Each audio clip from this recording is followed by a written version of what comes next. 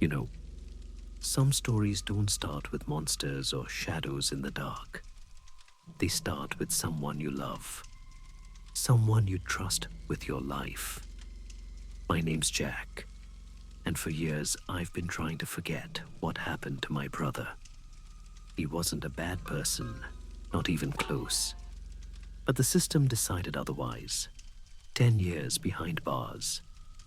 Then one phone call changed everything. He said they were offering him an early release, a new kind of rehabilitation program that could remove criminal behavior forever. It sounded like science fiction. I told him not to do it.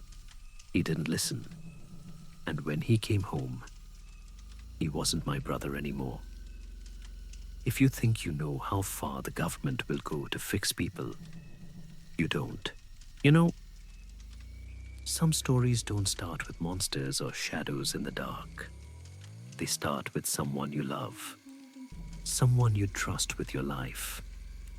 My name's Jack, and for years I've been trying to forget what happened to my brother. He wasn't a bad person, not even close. But the system decided otherwise. 10 years behind bars. Then one phone call changed everything. He said they were offering him an early release, a new kind of rehabilitation program that could remove criminal behavior forever. It sounded like science fiction. I told him not to do it. He didn't listen. And when he came home, he wasn't my brother anymore. If you think you know how far the government will go to fix people, you don't. Growing up, Shane was my hero. Our mom was just 16 when she had him and her parents kicked her out. She lived with Shane's father, a drunk, who treated her like garbage until he threw her out too. When I was born, 12 years after Shane, our mother was already broken. She drank, she worked nights, she was barely home. So Shane raised me. He changed my diapers, packed my lunches, made sure I got on the school bus. He was just a kid himself, but he tried to be the kind of father neither of us ever had. By the time he turned 16, he was working at an auto shop after school, fixing cars and bringing money home so Mom could quit one of her jobs. For a while, we were okay. We even dreamed about moving out of the city, maybe finding a small place where we could start over. He could have gone to college, he was smart enough, but he stayed because he wanted me to have a better life. He told me, "You'll go to college someday, Jack. You'll make something of yourself. I'll make sure of it." That was the kind of person my brother was. When I was 14, Shane got arrested. He'd been doing side jobs for his boss at the auto shop, driving cars, delivering packages. He never asked what was in them. One night, he was told to pick up a man and drive him out to a house outside the city. All he had to do was drop the guy off, wait, and drive him back. Easy money. But when Shane parked outside the house and the man went in, he heard the gunshots. He saw flashes of light from the second floor, and he panicked. He was about to drive off when the man stumbled out of the house, bleeding, screaming for Shane to drive. Shane obeyed.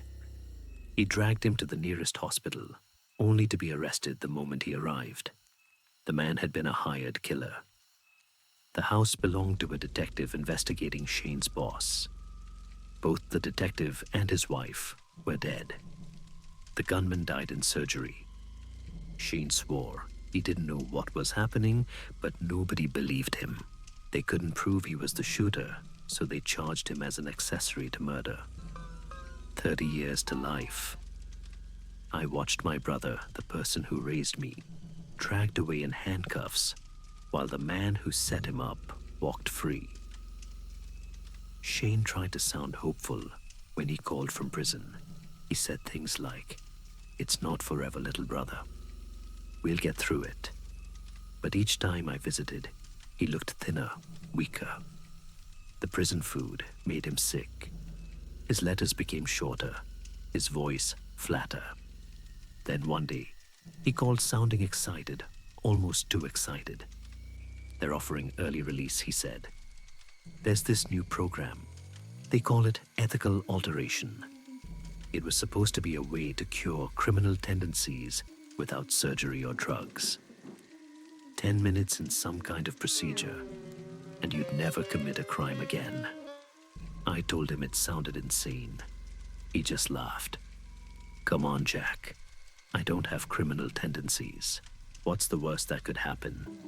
Those were the last words he said before the line went dead. A week passed, then 2. No calls. When I went to the prison, the guards told me he was in the infirmary, that he had the flu. When I asked about the early release program, they told me they'd never heard of it. I went home uneasy. 3 weeks later, my phone rang. It wasn't Shane. It was the prison. You can pick him up tomorrow, the voice said. He's being released on parole. That was it. No explanation. Just, he's free now. When Shane walked out of the gate, I almost didn't recognize him. He was thinner, yes, but it wasn't that. It was his face, blank, expressionless, like he was awake but not there. I called his name. He turned to look, but there was nothing behind his eyes. Then a woman in a lab coat approached us. She said her name was Dr. Kick, head of the new correctional program. Your brother is one of the first people to undergo our ethical alteration process, she said. You should be proud. When I demanded to know what she did to him, she smiled like she was talking to a child. He's better this way. He'll never hurt anyone again.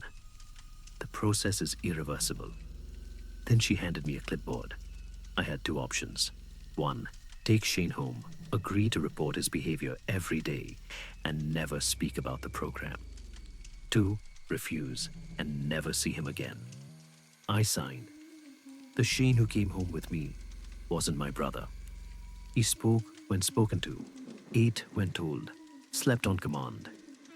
He could recall everything, names, birthdays, inside jokes, but there was no emotion behind it. I asked him who I was. You are my brother, Jack Francis Thompson, he said. I asked him who he lost his virginity to something only he and I would know. Elisa Sherman, in her parents' basement. He remembered, but he didn't feel it. His eyes were empty. That's when I realized they hadn't removed his criminal tendencies. They'd removed him. Weeks passed. I called Dr. Kick every day like she told me to. She always said the same thing. He's adjusting. Be patient. Shane got a job at a grocery store. He followed instructions perfectly. He never smiled. Then, one night, around 3 a.m., I heard a scratching sound. It came from his side of the room. When I turned on the light, it stopped. He was asleep perfectly still. I told myself it was rats. But the next morning, I woke to the smell of bacon. Shane was in the kitchen laughing. Mom was there too, smiling like it was years ago. He looked at me, spatula in hand, and said, "Morning, little brother." He hugged me tight. I froze. His eyes looked alive again, but different, darker. I didn't say anything. I didn't want to ruin it. That afternoon, my phone rang. Dr. Kick. Her voice was trembling. Is he acting differently today? My stomach dropped. Yeah, he's back to normal, kind of. Did you notice anything strange? His eyes, his voice. Why are you asking me that? She paused. Then I'm coming tomorrow. Don't let him out of your sight. And she hung up. I woke again at 3 a.m. The scratching was back louder this time. Shane was sitting up in bed facing me. He was smiling. His eyes glowed faintly red in the dark. Behind him on the wall, I saw movement. A shadow with long fingers spreading like ink. I whispered Shane. He grinned wider. When he spoke, It wasn't his voice. It was many voices layered together. Go back to sleep, little brother. And I did. I don't remember lying down. I just blacked out. I woke up around noon. Shane was gone. His bed was empty. When I looked closer, I saw deep claw marks on the wall behind where he'd been sitting. I called the prison. They told me there was no record of a Shane Theodore Thompson. No Dr. Kick. No early release program. Every trace of him was gone. That was 2 weeks ago. Now every night at 3 a.m., I hear that scratching again, coming from his side of the room. Sometimes I hear him humming. Sometimes I hear him whisper my name. And last night, I heard him say, "You'll go to college someday, Jack. You'll make something of yourself. I'll make sure of it." Exactly like he used to. Only this time, there was something else behind the voice, something cold and ancient and hungry. I don't know what that program did to my brother, but I know this. They didn't fix him. They didn't release him. They let something else out. You know, some stories don't start with monsters or shadows in the dark. They start with someone you love, someone you trust with your life. My name's Jack, and for years I've been trying to forget what happened to my brother. He wasn't a bad person, not even close. But the system decided otherwise. 10 years behind bars, then one phone call changed everything. He said they were offering him an early release, a new kind of rehabilitation program that could remove criminal behavior forever.